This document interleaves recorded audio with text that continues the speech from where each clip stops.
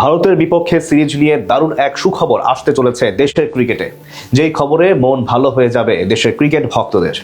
BCCI এর পর এবার ভারতীয় সরকার থেকেও আসছে সবুজ সংকেত, যদিও রয়েছে এক বিশেষ শর্ত, যেটা মানতে পারলেই শান্ত লিটনদের বিপক্ষে খেলতে আসবে কোহলি রোহিতরা। ভারতের বিপক্ষে দ্বিপাক্ষিক সিরিজ নিয়ে তবে কি সুখবর পাচ্ছে ভক্তরা, সেটা নিয়েই জানবো রিপোর্টে।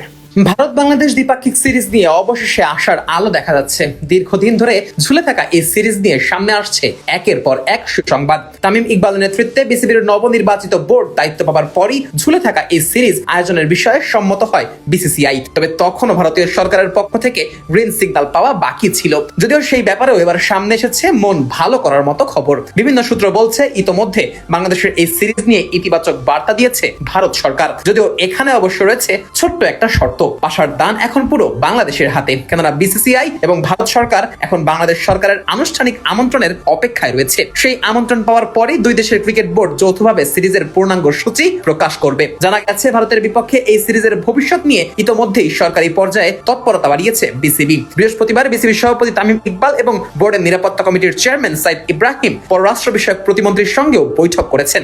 বৈঠকে ভারত সিরিজ নিয়ে দুই দেশের সরকারি পর্যায়ে যোগাযোগ আরো জোরদার করার বিষয়টি গুরুত্ব পায় বলে জানা গেছে। এর আগে তামিম ইকবালও জানিয়েছিলেন ভারত সিরিজ নিয়ে তারা যথেষ্ট আশাবাদী, তবে বিষয়টি এমন একটি পর্যায়ে রয়েছে যেখানে বিসিবির করণীয় খুবই সীমিত। এখন প্রয়োজন সরকারি পর্যায়ে আনুষ্ঠানিক উদ্যোগ, যাতে দুই দেশের মধ্যে সব ধরনের প্রক্রিয়া দ্রুত সম্পন্ন করা যায়। মূলত এই কারণেই বাংলাদেশ সরকারের আনুষ্ঠানিক আমন্ত্রণকে এতটা গুরুত্বপূর্ণ হিসেবে দেখা হচ্ছে, কারণ সেই আমন্ত্রণ পাওয়ার পরই ভারতীয় বোর্ড সফরের চূড়ান্ত অনুমোদন এবং সূচি প্রকাশের পথে এগোবে বলে জানা গেছে। ফলে এখন ক্রিকেট প্রেমীদের চোখ সরকারি সিদ্ধান্তের দিকেই। সবকিছু পরিকল্পনা অনুযায়ী এগোলে সেপ্টেম্বরের শুরুর দিকে সীমিত ওভারের সিরিজ খেলতে বাংলাদেশ আসবে ভারতীয় ক্রিকেট দল। সফরে ওয়ানডে এবং টি-20 দুই সংস্করণেই দু দলের মুখোমুখি হওয়ার কথা রয়েছে। যদিও এই সিরিজ 2024 সালেই হওয়ার কথা ছিল, কিন্তু বিভিন্ন কারণে দুই দফায় তা পিছিয়ে যায়। অবশেষে সেই অপেক্ষার অবসান হতে চলেছে বলেই আশা করা হচ্ছে।